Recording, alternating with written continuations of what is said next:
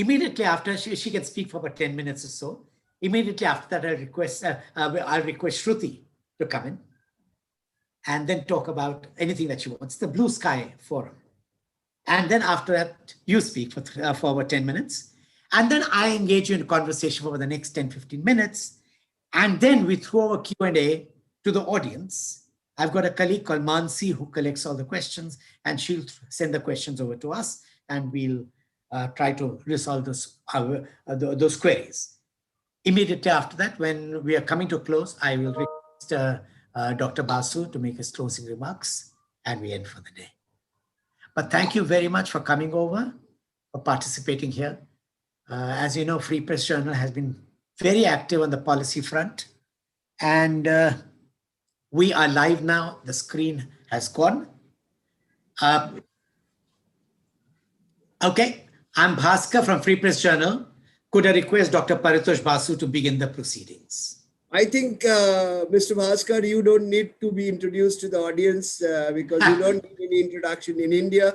But let me have the proud privilege and pleasure introducing our very distinguished panel of this evening.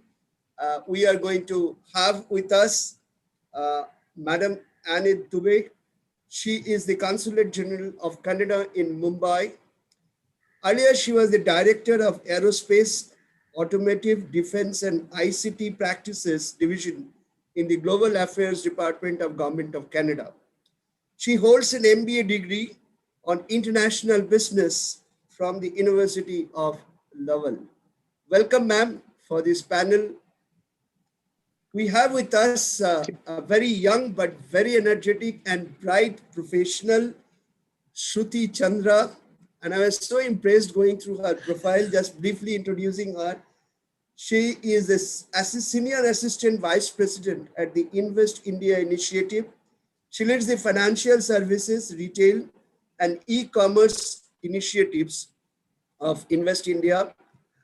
Ms. Chandra has experience both from international and Indian domain and arena, including consultancy. I believe he started the PwC, which is my alma mater also. I started my career with PwC back in 1979. She holds double master's degree, one from the School of Business Management from the University of Sydney and one from the Rotterdam University. And finally, we have Mr. Jaimin Shah. Mr. Shah is a co-founder and managing director of Dube Information Technology Ltd. Mr. Shah himself is an engineer by training, but an entrepreneur by profession. She runs a very good startup accelerator center in Gujarat. He received a famous entrepreneurship award from AMA Jajo's IT Entrepreneur Award, and also he is an outstanding alumni of his university. With this brief introduction, I hand over to Mr. Bhaskar to lead and moderate this panel. And I'm pretty sure that we are going to have exciting times enriched with a lot of knowledge and information on various issues and subjects which Mr. Bhaskar is going to bring forth. Thank you so much. Over to you, Mr. Bhaskar. Thank you, Dr. Basu. It's always a pleasure to be introduced by you because it makes the session that much more interesting.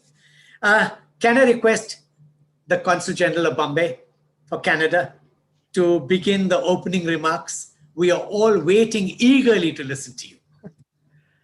Thank you so much. I'm very excited to be here today. So financing India is obviously a very popular theme, but also the Canada-India relationship is kind of the cornerstone for financing India. So I'm excited that Canada is the first country to be part of this series. So thank you for this. The Canada-India relationship has been growing significantly, and Canada can obviously play a significant role and strategic role in India's path to sustain economic growth. So right off the bat, let me say that the Canada-India relationship has reached an exciting phase in terms of stats, but also people-to-people ties. Over the last 5 years, the momentum in our commercial relationship has hit record numbers across the board, and 2019 was no different. Obviously, 2020 will be different, but we don't have the stats yet until the year is over. The two-way trade in goods for 2019 was at around 11.5 billion Canadian dollars. And in services, we can add another 3 billion Canadian dollars on top of that. So record number from our perspective in terms of economic impact, also for students studying in Canada, of tourism, pre-pandemic, of course, and every other number you can think of. Of course, more significantly is the total stock of investment both ways, which is now estimated in the neighborhood of 70 billion Canadian dollars. And that's FDI, that's portfolio investment both ways, combined significant growth, obviously. And the impact it has on both countries is tremendous. Some of you listening today know that we have seen exponential growth in collaboration in sectors such as technology, water and sanitation, infrastructure, smart cities, as well as energy. We believe that India can certainly take advantage of Canada's sectoral strengths in important sectors like aerospace, agriculture and agri-food, automotive and auto components, clean technology, education, defense and security, and emerging technologies like AI, energy, forestry, and ICT. Perhaps one of the success stories is that Canadian companies investing in India is going really bullish on the market. If you think of Brookfield and Fairfax Holdings, to name just these two institutional investors have invested over $25 billion in India alone, these two investors only. We've witnessed several other Canadian institutional investors set up offices in India, and their collective investment now is estimated to exceed $45 billion. All Canadian dollars, obviously, so a bit less in US, but still close. These are obviously strategic investments that align with the government of India's top priorities, but more than that, the timeline for investment, when we think long-term from a Canadian pension fund perspective or institutional investors, it's not 5 to 7 years, it's 25 years. And their motivation, it goes way beyond just making fees and profits. It's about creating a better society, and they aim for long-term economic and social impact because of the assets they invest in. If you think of infrastructure, if you think of how they've been positioning themselves so that India is better equipped to grow economically. And so we are, from this perspective, a strategic partner for India. There's a lot more Canadian corporates who are doing business in India and see a future for their firms in the country. If you think of the Canadian life insurance company, Sun Life, through the joint venture with Aditya Birla, they've been there for years and years, and they help safeguard over 2 million Indians with life insurance products. And when we think of technology, we're all aware that India is on the edge of a mobility revolution with over 1 billion mobile connections. 3 new Indian users go online every second. But what you may not know is that Indian mobile carriers like Airtel and Jio, they both use Canadian software developed in Ottawa that allows millions of subscribers to manage their account every day. And so there's a Canadian technology solution behind the strength of the Indian network, mobile network. Part of it, at least. I also want you to know that Indian companies are investing heavily in Canada. My message here is that Canada has been a lucrative investment destination for Indian companies. It provides a reliable government policies environment, conducive infrastructure, favorable guidelines to facilitate the ease of doing business for Indian companies. And just to give you an example, Tech Mahindra recently opened a software development center in Vancouver, in addition to its existing facility there. The company also announced a strategic partnership and investment in Canada, which is key from a Canadian perspective to the Government of Canada's Superclusters initiative. We're really focusing on a few key sectors across Canada, and Tech Mahindra is part of the solution from our perspective. There's also Infosys that opened its first office in Canada in 1997. But now you look at their presence in Canada, their footprint, and they have offices in Calgary, in Montreal, and in Toronto, and they employ more than 2,000 people. And they're planning to double their number of employees between now and the next 18 months. Paytm is another one that started out in Canada in 2014 and now has 55 member team of software, data, and machine learning engineers who make this payment gateway secure for users. The other part of the relationship is obviously the educational relationship, which is very strong. And when I say very strong, it's the strongest that Canada has. If you think of obviously the high quality course content we have, the multicultural experience that we can provide to any newcomer, but also consistently high educational standards, business schools in Canada, without a doubt, is obviously the destination of choice for high quality education at an affordable cost in a safe, welcoming, multicultural environment. If you look at the stats in 2019, out of a total of more than 600,000 international students in Canada, 34% came from India, which is significant when you look at the numbers. There were more than 200,000 Indian students. It was obviously the biggest cohort so far of foreign students in Canada. So the links are not just economic, they're people to people. But more than that, Canadian universities and colleges are collaborating with Indian institutions in research, joint programs, and student and faculty exchanges as well. There's more than 550 collaborations in operations across all disciplines. We believe that we are successful not despite of our diversity, but because of it. And you will find that everyone in Canada is welcomed, and we encourage diversity, and we are really working every day to bring more inclusion to it. And there's more than 1.4 million Canadians tracing their roots back to India. Kids. So it's natural for students to feel welcome and at home in Canada. If we take all the numbers,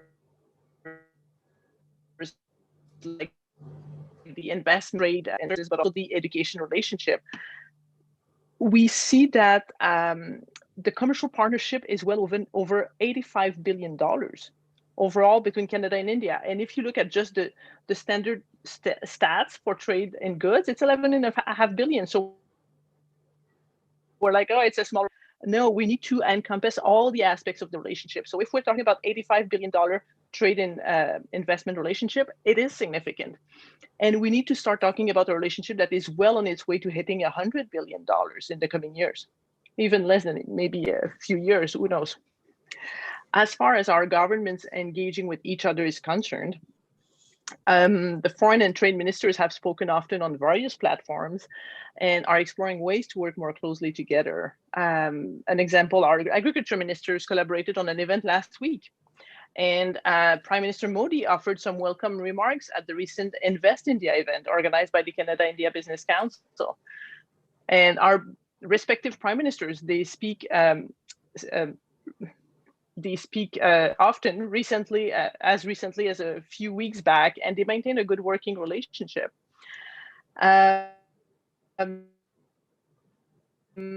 It has throughout the pandemic, especially the repatriation of our respective citizens. And this was really an important partnership that got heightened and that we were able to rely on each other as strong partners. So this was really important from a Canadian perspective, because you may or may not know, but more than 25,000 Canadian citizens were repatriated out of India to Canada at the time. There's an ongoing keenness also on both sides to do more together, and the pandemic, of course, is amplifying that. In terms of concrete policy priorities, we expect the government of India to ramp up its investment attraction effort, and I don't want to cut on Shruti's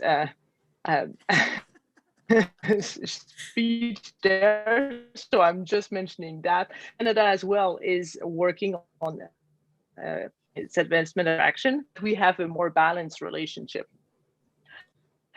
We also see the government of India seeking to build its export sector as growth engine, and focus on manufacturing will be obviously key from an Indian perspective. And we continue to see a large-scale program of public investment in infrastructure as opportunities for Canada. It's obvious that there's a vast potential to do much more, but the scope is already there, and the willingness is obviously there. There's traditional sectors that have been collaborating, and there's new ones coming up. And there's, through this crisis, a lot more opportunities countries to come together. That's why Canada and India are working to ensure that the trade relationship reaches its full potential.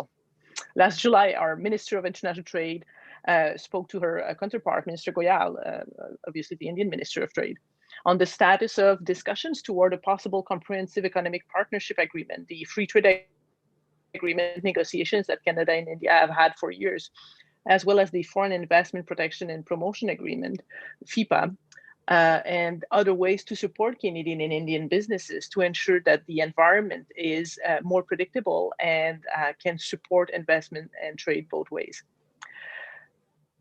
So the CEPA and FIPA would help create new opportunities, obviously, and deepen economic relations. But until that is fully negotiated and agreed on, we continue to build linkages and opportunities for our exporters. I believe we share the government of India's vision also and need to work together to achieve it. There are many avenues for continued and enhanced engagement that align with Canadian priorities and address India's needs. So I just want to reiterate in closing that the relationship is strong. Obviously, the numbers tell the story if you look at all the angles, but also the momentum is in the positive direction. We want to leverage that momentum, and the pandemic, of course, has brought challenges. That said, as a result of these challenges, there's never been a more important time for India and Canada to work together to ensure that we do whatever is necessary for Canadian and Indian companies that are active both ways to succeed, to continue to thrive in both markets. So my message to you today is that we are adapting our work to ensure that we work with you to ensure the success of your investments and your commercial deals. If you're an Indian or Canadian company interested in this space, let us know if we can help with your success and your growth. I hope you're going to take a lot of notes from this session because there's great panelists and I'm very excited to hear more. So Mr. Bhaskar, thank you so much for putting that together. And the Trade Commissioner Service of Canada is ready to help for investing in Canada. So Indian companies interested, please reach out. Thank you so much. Merci. Thank you. Thank you. That was a marvelous overview of India and Canada and how the trade, how business for relations between both have been growing. And the potential for growth is enormous, but questions later. Can we go to the next speaker? And that is Shruti. Can I have you? Thank you so much, Mr. Bhaskar, for organizing this. And it's a pleasure to be here at the FPI Conference on Financing India. Thank you. In recent years, the Indian government has made massive improvements in making doing business in India easier and better, a change which I'm confident many of you attending this forum have experienced firsthand. Let me first start by highlighting some progress we have made in FDI and trade. In FDI, India continues to be a favorite destination for Canadian investors, and Canada today ranks amongst the top 20 countries in terms of countries investing in India. But very interestingly, Canada has invested approximately $2 billion in direct equity inflows into India. But interestingly, out of which $1 billion has come in just the last 3 years. So Ms. Dube, mentioned the momentum that is building, and that is the momentum that we're seeing. Over the last decade, Canadian institutional investors have made a significant commitment to India by investing funds to the tune of over $30 billion, most of which has come in just the last 5 years.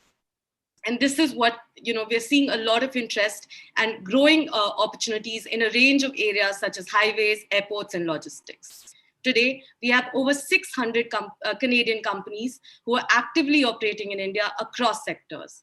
We are seeing continued interest in sectors such as services, energy, advanced manufacturing, construction, and of course, education. From a trade perspective as well, as Ms. Dube already mentioned, we have the bilateral trade relationship is going from strength to strength. And today it has grown more than 11 billion US dollars. India and Canada are historical allies and partners in trade and commerce. And the two countries are connected by their shared values of democracy, pluralism, and interpersonal connections. Our relationship is marked by the mutual trust that stands between these two strategic partners who have always stood by each other. Over the years, this relationship has developed into a structural partnership, both at a bilateral level, but also at an international platform level. And against this propitious backdrop of friendship, mutual support, and trust, there's there is indeed an opportune time to address and revisit the India-Canada partnership and define new paradigms of cooperation that will emerge in view of the shifting geopolitical and trade environment globally. That has forced a lot of the governments and industry members around the world to think differently, diversify, indigenize, and innovate, and do trade and commerce in a completely different way. So we are confident that there are still greater opportunities that await both countries in view of India's recent economic reforms, such as the labor reforms that the government has implemented, reforms in agriculture, and also making India one of the most open economies when it comes to private sector participation through ease of FDI norms, which are all aimed towards boosting manufacturing, infrastructure and logistics, and offering India as an attractive investment destination and a player and a global player in the global supply chain, which is as envisioned by our Honorable Prime Minister's aim towards making India Atmanirbhar or self-reliant. Our government has moved very quickly and is continually focusing on ease of doing business, and our recent rankings are a reflection on that. For example, we've taken massive improvements in a lot of the regulatory reforms, which are all focused towards making India easier to do business with and boosting manufacturing and attracting international companies that are looking to diversify their supply chain.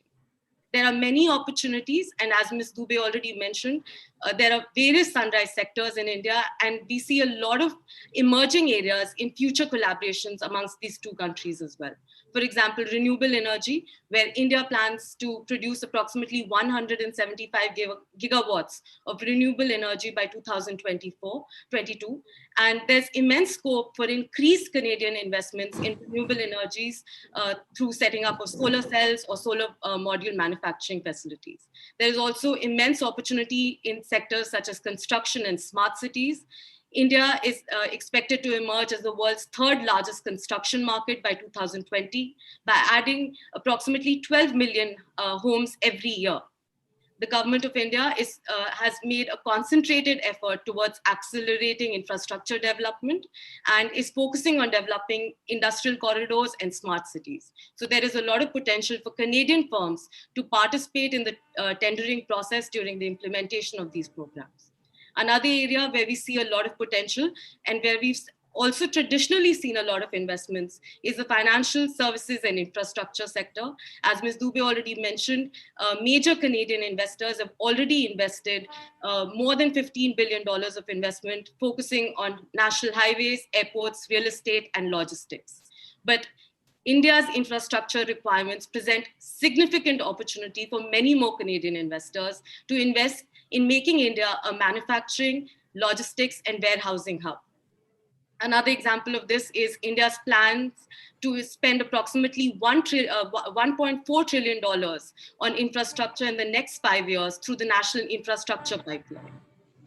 Canadian pension funds are increasingly investing in India's infrastructure and financial services sector and are now also looking at making long-term brownfield investments through investing in assets such as railways, railway stations, airports, and roads. Another area where we see a lot of potential is the food processing sector and the agri sector. Canada has always been a long-standing leader in the areas of food shortage, packaging solutions, dairy and animal husbandry, and processing and post-harvest management. Canadian investments in food safety solutions, mega food parks, supply chain management, and especially the cold chain infrastructure would greatly benefit the business interests of Indian farmers, cooperatives, and industries at large. And another very important area that we see a lot of collaboration and potential for collaboration is, of course, science, startups, and innovation. Canada already is ranked amongst the top countries when it comes to the startup ecosystem.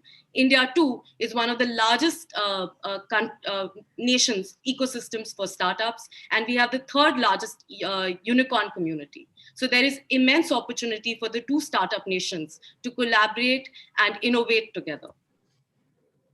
Given the sheer market size, competitive pricing, abundant availability of skilled labor, and the commitment that we see from the government, India offers a much more attractive opportunity as compared to many other countries. and promises to emerge as a key global supply chain hub. As Invest India, we invite Canadian companies to fully leverage this opportunity. And I also wanted to let you know that we have a dedicated team at Invest India, which is looking primarily at Canadian investments. So our whole team is here to support you and facilitate your investment plans. As our Honorable Prime Minister has said recently, the India story is strong today, but will be even stronger tomorrow. And ladies and gentlemen, this is the message here that I wanted to give to you, that this is the time to leverage this immense opportunity. We're confident that with the ever-increasing interest and our joint and committed efforts, the Indo-Canadian commercial and economic partnership will soar to greater heights in the near future to reflect the true ambition and full potential of the bilateral commercial relations and contribute to a mutually benefiting the economies of both the countries. I'd like to thank everyone here today at the conference, and we look forward to the panel discussion. And I can assure you of the full support of the Invest India team, and especially the Canada team, to helping you meet your objectives and India plans. Thank you so much, Mr. Bhaskar. Thank you very much. Thank you for an amazing, I would say, overview of what India can do and what it has been trying to do and the potential. Can I have the last panelist, Jaimin Shah, to make his comments for the next 10 minutes, and then we begin the interaction. Great. Thank you, Mr. Bhaskar and Professor Basu, for this great opportunity to talk about India and Canada and how Indian SMB IT companies can leverage Canada's immense potential to expand their base, not only in India, but also in North America. So our journey is around a 10-year-old journey as far as Canada is concerned. And when we started this journey, it was not Canada. It was nobody knows about IT in Gujarat. The same thing happens whenever it happens when you talk about North America, it's everyone going to US.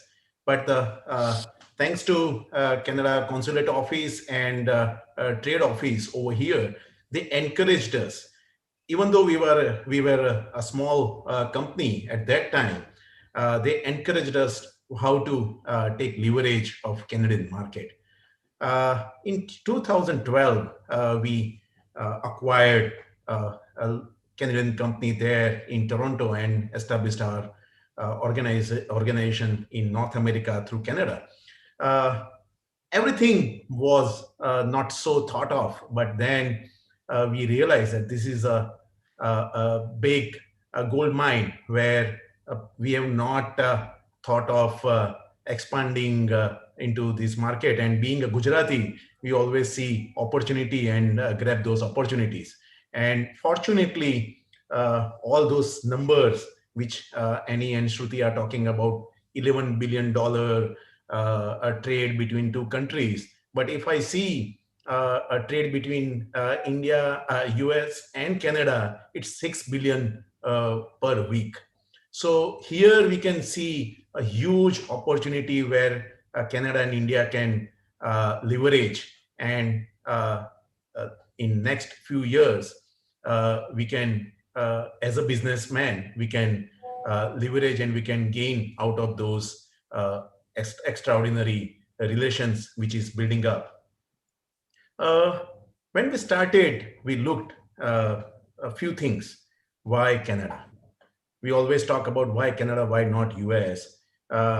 Only thing, few things which came into my mind, that positive trade investment between India and Canada.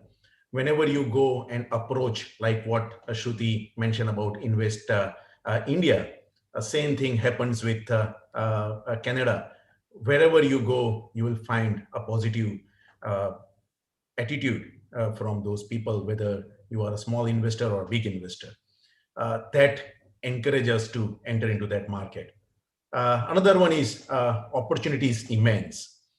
We don't know about AI ML. We don't know about animation, a digital market, how Canada is leading in the world. And as our beloved Prime Minister recently said in RISE event, that India will be the studio of AI. And I know Canada will be the technical backbone of that studio if we partner it well. There are many organizations in Canada like Next Canada, many other incubators. I always talk about Mars and Waterloo incubator. Those are all thriving with new products, new ideas, but who will give that market? India will give that market.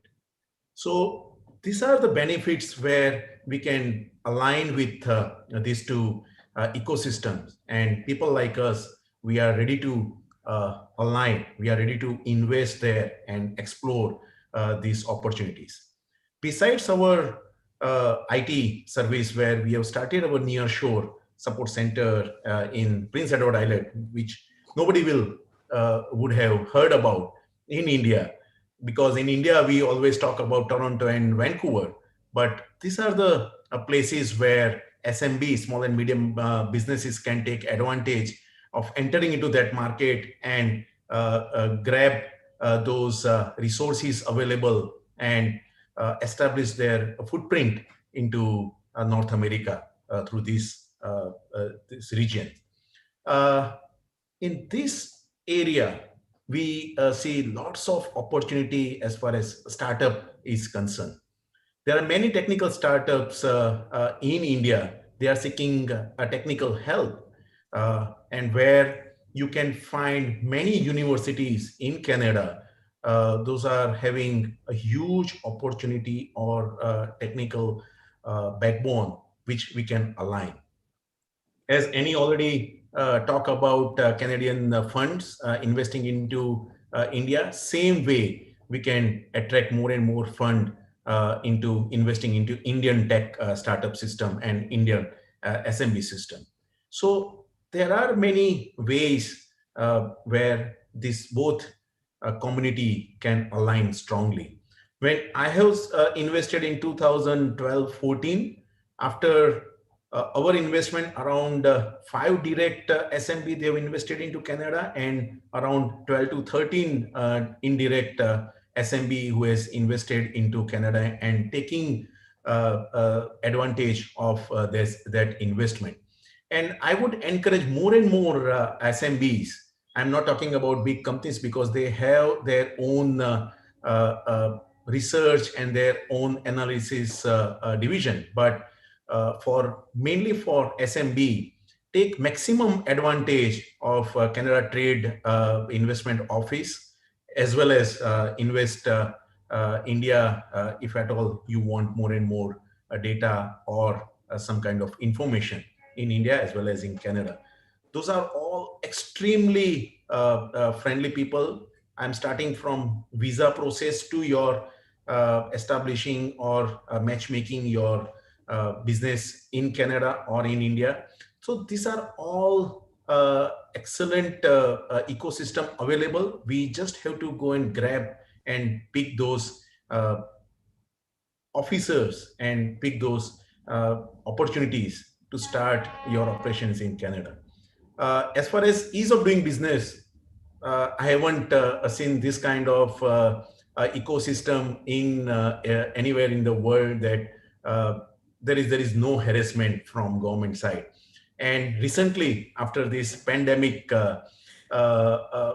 economic support package which Canada introduced, it's outstanding. Be it your cash flow, be it your rental or emergency rent subsidy or a wage subsidy, everything is exceptional and you can get it in a days. I'm not talking about weeks, but in a days. So what I want to say that as a businessman, as an entrepreneur, one has to explore area which is less traveled. And Canada is less traveled as far as business is concerned. So I would say that one should go and grab this opportunity until it becomes next US. Thank you. Okay, thank you, Mr. Shah. With all the three, we've got a pretty decent, pretty wonderful picture of what business between India and Canada could be like. Let me begin with a few questions before we take the questions from the audience. And I have my colleague, Mansi, who's waiting there with her questions, and she wants me to end my questions first. But Mansi, you'll have to wait a little while till I can finish my questions here. Okay. The first question is primarily for Annie and for Shruti.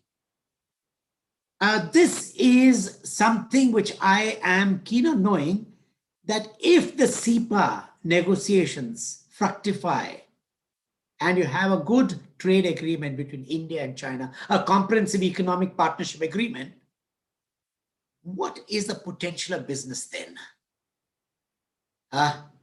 Is Annie there? I'm here. Okay.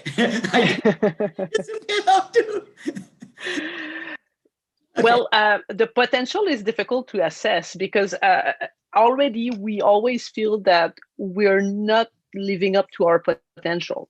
Yes. This tool, if you talk of any form of FTA, tariff reductions, but also more of an expanded comprehensive agreement, then Correct. you can have some forums where India and Canada are partnering for standards from an environment perspective or labor. There's more mobility between the two countries, and trade will continue to flow. And frankly, maybe Canada will be top of mind for most Indian businesses.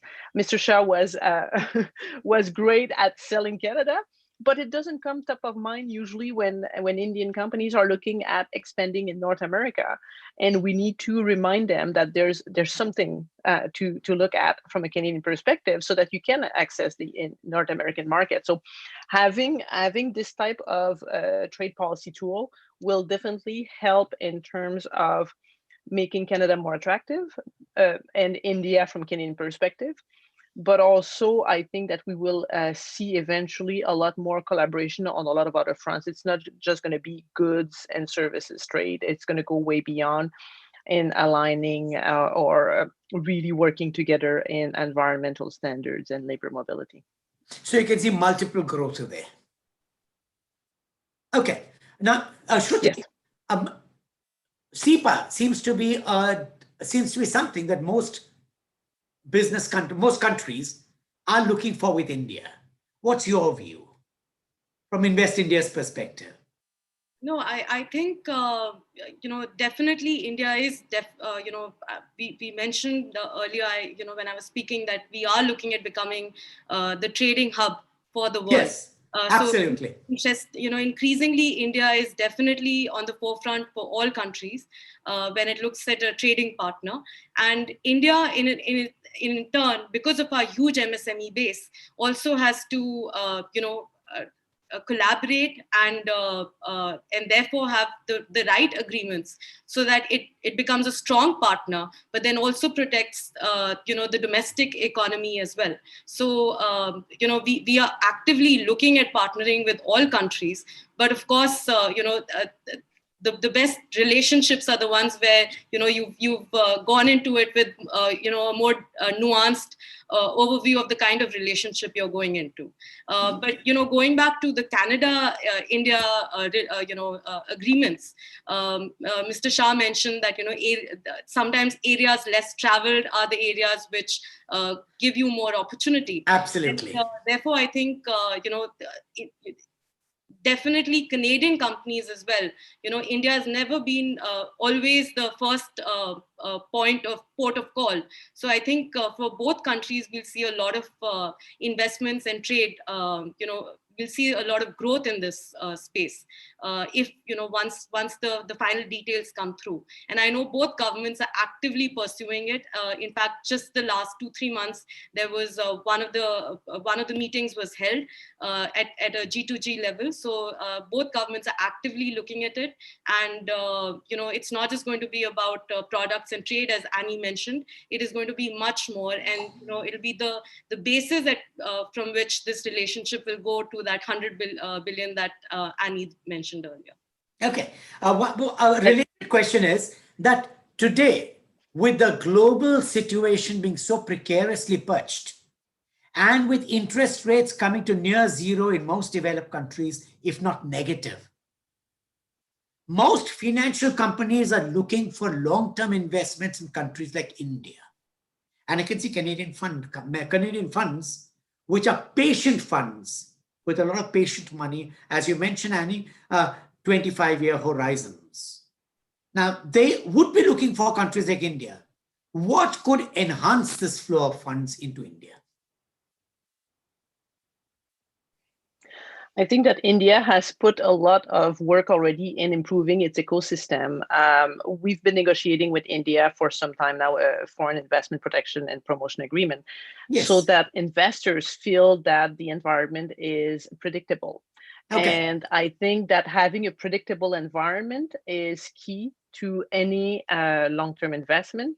I believe that Canada, well, last time I checked, Canada is not really a threatening partner. So no. India would have a lot of benefit in you know, you don't need to go for the big guns right away, like the larger markets, right? From an Indian perspective, you can look at, well, you know, we're opening our economy. We've done all these reforms. We're moving forward with making sure that we have our internal domestic economy sorted out and that we can take over the world in some specific industries, which is fantastic.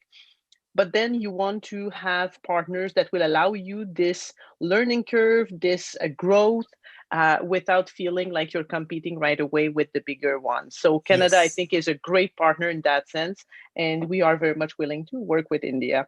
In you know, the collaboration is always, what do we bring to the table? And Canada has something to bring, and India obviously has something to bring as well. So we have different strengths, and we are very much complementary. And from that perspective, I do believe that whatever happens from an investment perspective, being able to have such a tool like the Foreign Investment Protection Agreement would help a lot in helping more investment to come. Bolster confidence. In both ways, yeah. Okay.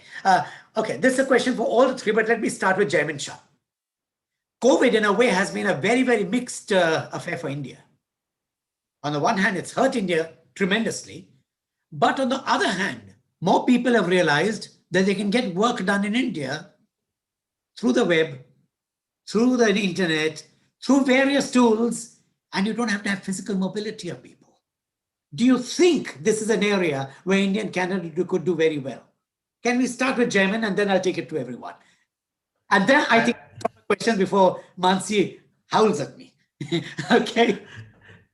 Thanks, Mr. Bhaskar. A very relevant question as far as my industry, IT industry is concerned. Correct. This particular period, it has given a confidence into customers' mind that offshore can be the answer to your question. And another one is nearshore, if at all you don't want people to be at your location. So yes, in both the ways, Canada and India, and I would say India will be most benefited in this current scenario. And our skill set, which is immense as far as IT and ITS is concerned, which is unparalleled in anywhere in the world. And during this time, our government, they provide all kind of ecosystem. And another thing which is not talked much about, which is a domestic market, which has opened rapidly in India. Yes. That will give most of the confidence to investors out of India and mainly Canada, those who have not explored India properly. Great. Shruti, your views? And then I come back to Annie once again. Sure. So, you know, I can only say that for the, you know, speaking from a, you know, government perspective as well, you know, we during, you know, when the lockdown happened, we launched the business immunity platform, which was basically to help companies that were looking at, you know, were facing issues during the lockdown. And this was, you know, unprecedented, but we had over 9,000 queries, which were resolved with an average resolution time of just 6 hours. So, you know, government perspective as well, we're seeing, of course, private sector is always very easy, very able to adapt to technology. But from a government perspective as well, I think the pandemic will change a lot, the way things operate as well. Of course, the government is committed towards Digital India, but I think this pandemic has forced us to do much more also from a digital point of view, and see how we can collaborate. Also, I think the pandemic will also give a lot of opportunity to the startups, and we're seeing this. New startups are coming out every day with more. If you just look at the way Zoom skyrocketed, it's very interesting, and I think this will also give an opportunity to a lot of startups between the two countries to also collaborate much more. So I think there's a lot of potential, but definitely going back to what you said, the government has definitely changed, the way we operate for sure. Lovely. Thank you very much. Annie? Thank you. Yes, I agree with Jaimin and Shruti in terms of how we operate, how we can, the perception of either Canadians or Indians in dealing with each other. It's definitely, this pandemic has shed a new light on the opportunities. There's new ways of looking at different markets. The reality, though, is shaking hands and establishing relationship will remain. And so once people can board a flight and get back to India to meet with their partners, they will want to do it. There are probably some tasks that will become more virtual eventually, that will, this pandemic has accelerated the process of how we do business online. But I do believe that India's relationship culture will remain strong and will be key to moving forward in how we want to do business between the two countries. So I do believe that exchange, like people traveling back and forth, will remain, but maybe for different purpose, maybe not as often. Maybe there's going to be different ways of doing it, and in between connecting through Zoom and other platforms. And so to me, my perspective is really, yes, some component will become virtual, but the physical aspect will remain. Brilliant. Thank you very much. Okay, before Mansi gets upset with me, could you call Mansi and get the questions to the audience, because then the audience is raring to go with questions. Yes, thank you, Mr. Bhaskar. Should we begin with the questions then? Yes, please. Yeah, so the first question, and this was the most common one, it's for Ms. Chandra. It is, if a MSME wants to enter India, where should it start? Well, I think that's an easy one. It should definitely start with the Invest India team. And, I didn't mention this when I was speaking, but I think there's immense areas of collab. There's a lot of opportunity between the two countries, because intrinsically we are MSME nations. If a Canadian company, big or large, is looking at, needs any information about India, then there's a dedicated Canada team, as I've already mentioned, that is here to support you with any query or any information that you require. Invest India also has more than 30 dedicated sector teams, and we'd be more than happy to provide you that nuanced information and dedicated support and handholding support that you require. Okay. Yeah, moving on. And from our perspective, the Trade Commission Service is always ready to assist Canadian companies wanting to enter the India market as well. So you have a lot of opportunities for support from an Indian perspective, but also a Canadian perspective. So please reach out. Excellent. Mansi, there you go, your answer. Yeah. Yes. So moving on, Canada has evolved in agro space. How can companies there help Indian farmers or agri-techs here? Wow.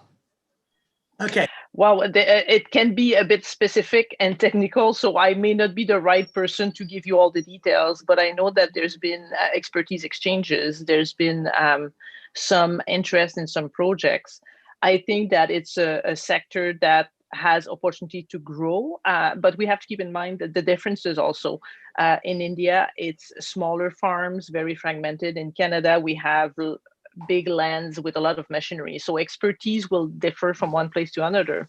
But if you look at the trade stats, one of the things we've been exporting most to India is potash and fertilizer. And so we've been supporting the agriculture industry in some ways.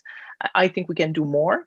but it's a question of getting the right people together. So we continue working on increasing the collaboration and the expertise exchange. Well, okay. Okay. The next one, will there be investments in EV sector in India? Are Canadian companies looking at collaboration for the same in India? And how can we address the issues of financing EV projects? EV would be electric vehicles, right? Yeah. Yes. Wonderful. So I can start and then maybe Annie, Mr. Shah, if if you want to give your inputs as well. So Mansi and distinguished delegates, EV is definitely a focus sector for India, as you know, and we are seeing a lot of interest among some of the Canadian companies as well. But of course, the idea is to partner with Indian companies, and that's where Invest India, of course, comes in. We've been working with some of the Canadian companies already that are looking at partnering on projects with Indian companies here in India and making that match, doing and helping them with making that match happen.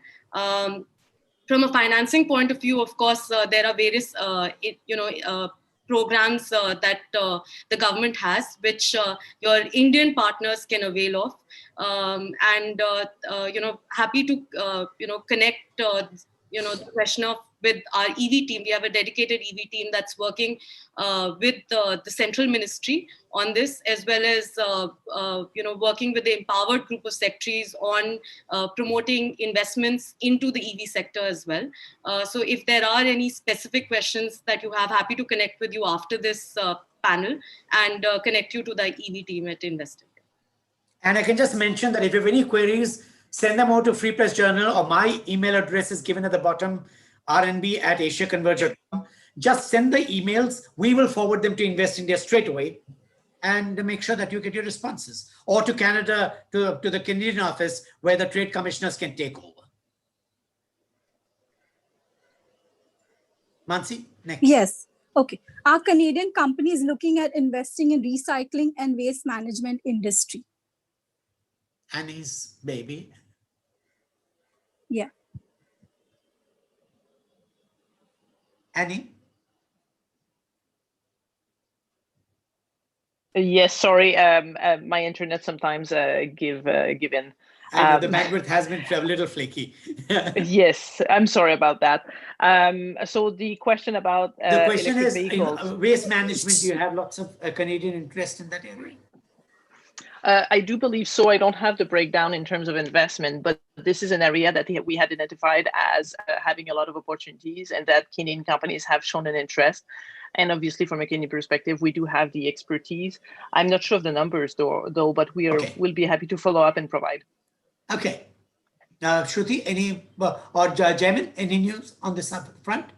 So, the government's also launched this program called Waste to Wealth, which is the Swachh Unnat Bharat program.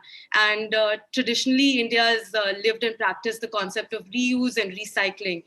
So there is rapid, there's a lot of focus from the government on doing this. And as well as the PM's TIAC, which is the Prime Minister's innovation program, is also focusing a lot on, the Waste to Wealth program. So there is immense opportunity, and I know the two governments have been working on this, and there are areas of collaboration that are being discussed.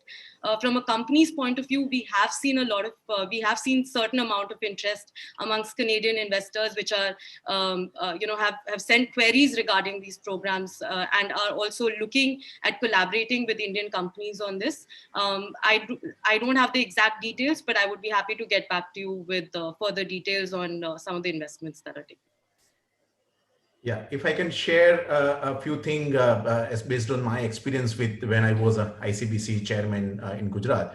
So Canada, this waste management, there are a few companies interested because of Smart City initiative way back, and then Swachh India initiative, where both the side, Indian side, they are ready to collaborate with a technological company in Canada. And there are companies from Canada wants to invest into waste management and that too into technology side. So huge opportunity as far as India is concerned in waste management. Brilliant. Thank you. Mansi, can we have just one more question? Yeah. Okay. Last question. Are Yes, Canadian please. are Canadian company subsidiaries looking at listing themselves on the Indian stock market? That's an interesting question. That's an interesting one. And being based in Mumbai, usually I've not seen a lot of requests from that perspective. But we had a good partnership with the Bombay Stock Exchange when it comes to Zone Startup. And some Kenyan universities partner with Bombay Stock Exchange to help the next generation of Indian startups. But that is the extent to which we had the collaboration with the Bombay Stock Exchange. So I'm not aware of any, but it doesn't mean that there's none. Okay. Shruti, would you know of any move from the Canadians to enlist in India? Not to my knowledge as of right now, but I can certainly check and come back to you. But it's an interesting question, yes. Interesting question, and definitely something that we can look into. Hopefully, we'll be looking into more closely. And once this relationship becomes even more active than what it already is, I think there is a lot of potential and areas that Canadian companies will be looking into India. Yes, absolutely. Because that is one way in which the common man, the common investor also benefits from the wealth that's being generated. Exactly. It creates a diaspora of wealth, of interest in wealth generators. Okay. I think I should hand over the stage to Dr. Basu for his concluding remarks. But thank you for the wonder. You've been a wonderful panel. Each panelist brought in so much of information. I'll be spending days trying to analyze and digest all the numbers that have come along. I can tell you that the numbers have been growing. We're having 700 concurrent viewers right now, and I expect the numbers to grow. And as the recorded session goes in, let's see how many more come in. But I can promise you we'll get a good audience. Can I have Dr. Basu making his concluding remarks? Dr. Basu, you're on mute. You have to unmute yourself. Yeah, sorry. Thank you so much for an excellent leading of the panel. And I'm so much benefited. What was the most exciting part, me hearing as a song in the panel? The word startup came in many, many areas. And the startups are the future wealth creators of the world.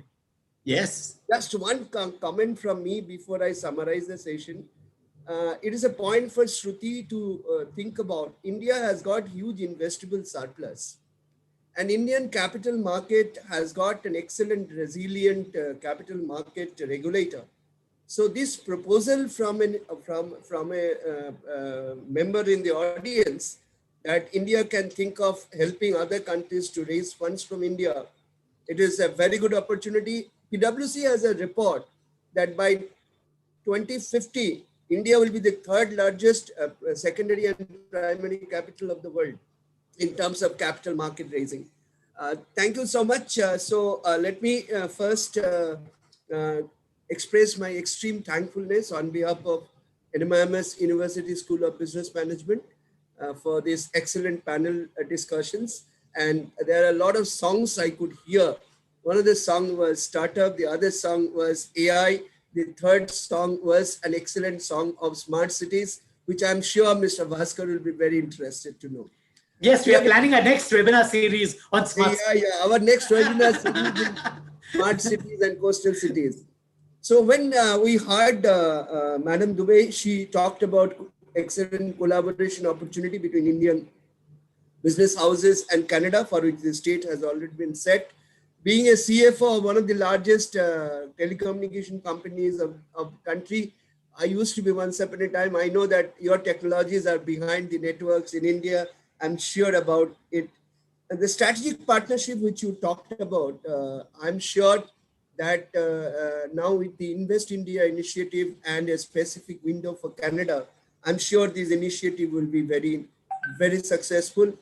I, as an educationist in my second inning as a professional, because I served 34 years in corporate, it's really a 4% total foreign students are from India. Let me tell you, India has opened up also its education sector. And we can also soon see a lot of students from Canada in areas where India is strong in terms of knowledge. I was very happy to talk about the partnership, but Madam gave us a very interesting number. 85 billion Canadian dollar is the total partnership sense of commercial relationship with India and Canada. But she talked about a very of is that the environment, business ecosystem has to be made more predictable. That means we must have to be certain about our environment ecosystem. And she talked about the protection of both investor and the investment. That's an area where one has to talk about more. And I think Mr. Bhaskar will take a note of it for our future discussions. And the next one, and the very important one, is the sharing of values, which she talks about. And I'm sure that we'll soon get the opportunity to shake hands, and many, many hands will shake between the soil of Canada and India. Shruti, I was very interested and very impressed by one comment we made, that Canada and India shares three very important values. One is pluralism of society, second is democracy, and the third and the most important is interpersonal relationship, which also talks about emotional relationship. I personally know about the Punjabi population in Canada. Wow.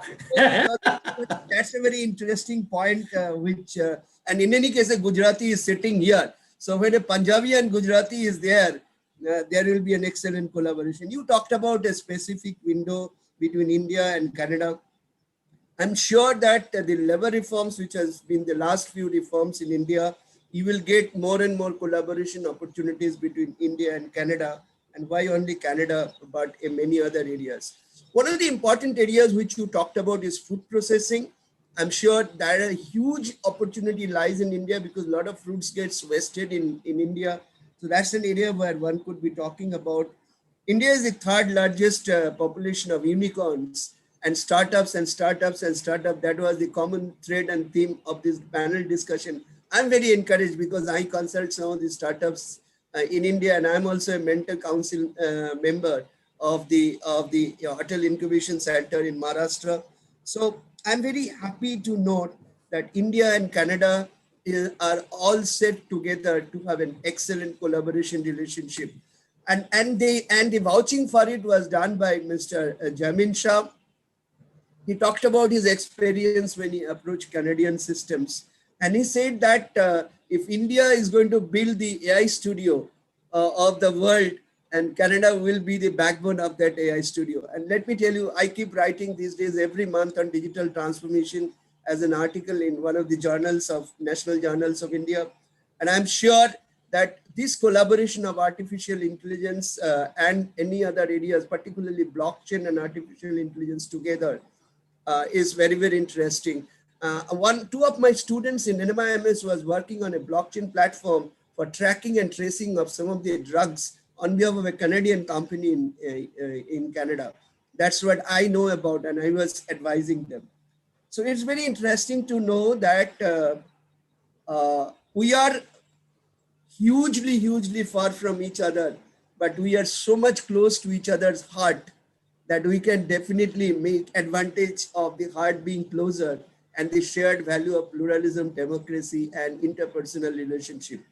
I'm sure when we'll be able to shake hands, the emotional relationship also and emotional connect also will come, and we'll take the India-Canada relationship with newer heights, with a lot of business relationship and people-to-people relationship. I certainly have seen Niagara from the other side of Niagara, that is from America. But madam, if you extend me an invitation, I'll certainly go and see Canada, because the light comes from your side, madam. A light show which comes from the Canada side of Niagara. So with that happy note, I would like to also thank Mr. Bhaskar for such an excellent moderation of the panel. And our sincere thanks on behalf of NMIMS and Free Press Journal goes to the whole community of 700 people who are patiently waiting for the last 2 hours to hear us. And I'm sure you have got a lot of food for thought to take home and develop the India-Canada relationship. Thank you very much indeed. Thank you, dear panelists. Thank you very much. Take care. Thank you, Dr. Bas. Thank you. Thank you Thank to you, all the Dr. Bhaskar. panelists Take and care. the Thank you. members of the audience. Thank Thank you, you. Dr. Basu and Bhaskar. Take care. Bye. Bye.